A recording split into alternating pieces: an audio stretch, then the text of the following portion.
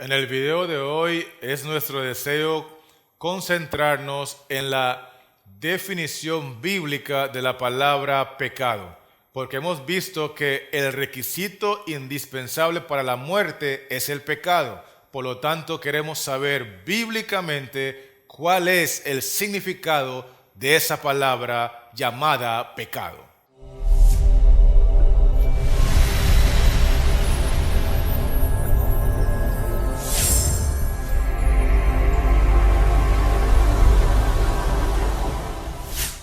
Para responder a esta pregunta, quiero mencionar primeramente que el pecado tiene su raíz y también tiene su rama. Es decir, el pecado tiene su árbol y también tiene su fruto.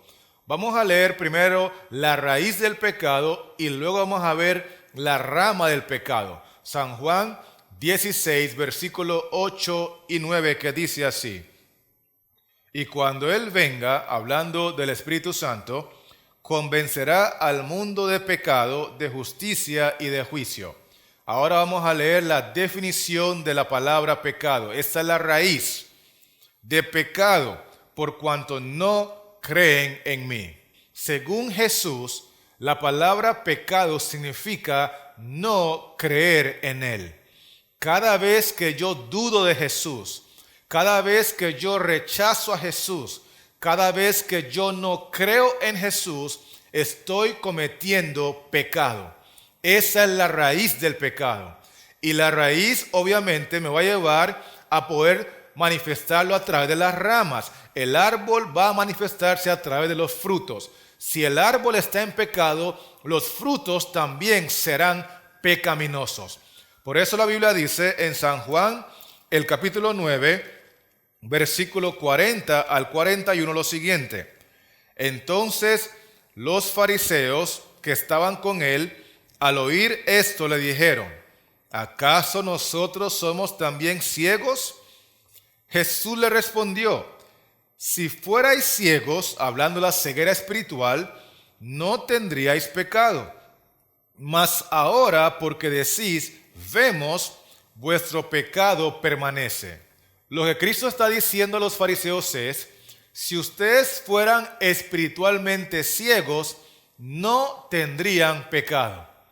Pero como ustedes mismos dicen que espiritualmente pueden ver, que su vista espiritual está al 100% y no creen en mí, entonces su pecado permanece. Porque pecado es no creer en mí. Pecado es no aceptarme a mí. Pecado es rechazarme a mí.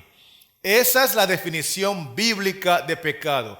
Esa es la raíz del pecado. Obviamente, cuando cometemos la raíz del pecado, entonces naturalmente, automáticamente, esa raíz se va a manifestar en los frutos del árbol.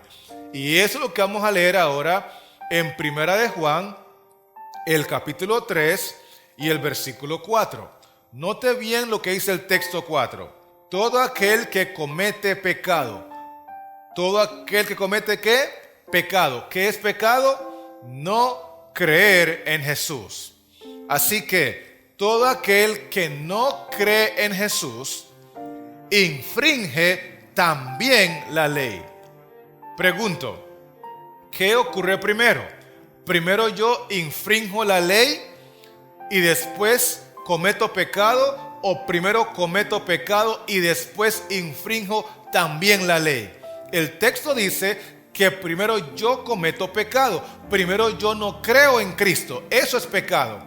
Y después, naturalmente, automáticamente, el fruto del árbol de no creer en Cristo es que también voy a infringir la ley, pues el pecado es, la manifestación del pecado es la infracción de la ley. ¿Me estoy explicando? Cuando yo cometo un homicidio, primero yo no creí en Cristo. Cuando yo cometo adulterio, primero yo no creí en Cristo. Cuando yo cometo una mentira, primero yo no creí en Cristo. Porque la raíz del pecado es no creer en Cristo y la manifestación visible de ese pecado es infringir también la santa ley de Dios.